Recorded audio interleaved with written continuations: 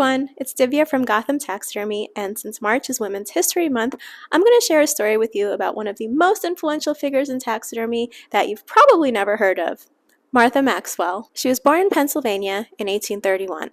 The 1800s were not a good time for girls, but she found her escape with long nature walks with her grandma. She was one of the early women who went to Oberlin, but money ran out after a year. She went back home to work as a teacher, and there she met James Maxwell, and they eventually got married. Now, James was 20 years older than Martha, had 6 kids from previous relations, but Martha really wanted to go to school. And here was James, this guy who wasn't only okay with it, he put his money where his mouth is. James also had many failed businesses, so they decided to move to Colorado to try their hand at the gold rush. It was okay for a bit, but then their house burned down. But luckily, Martha was very adamant about having her own job and saving her own money. She had already previously bought a little log cabin in Denver, and the family moved there. But on moving day, she found a guy in the cabin, surrounded by the most beautiful preserved animals that she's ever seen.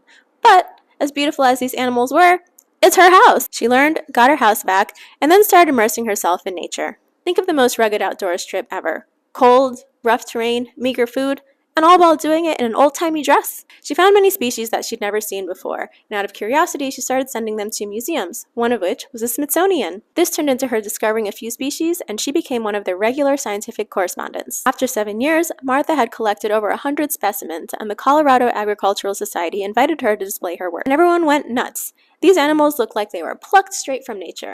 Unlike other taxidermists at the time who were stuffing animals like pillows, Martha Maxwell was taking her time to sculpt a very detailed anatomy. And instead of putting these animals on a plain piece of wood, she put them in these gorgeous lifelike habitats. She likely influenced later taxidermists, like Carl Akeley. After the exhibit, a museum offered her $600 for all these specimens. It barely covered her labor, even adjusted for inflation, but the family needed money, so she took it and started a new collection. She later opened the Rocky Mountain Museum, where she displayed her work for education, entertainment, and in hopes to bring some money in to support her family. Word spread about her incredible work, and in 1876, she was invited to the Centennial Exposition in Philadelphia. She designed this elaborate display with all of this taxidermy: birds, mammals, reptiles.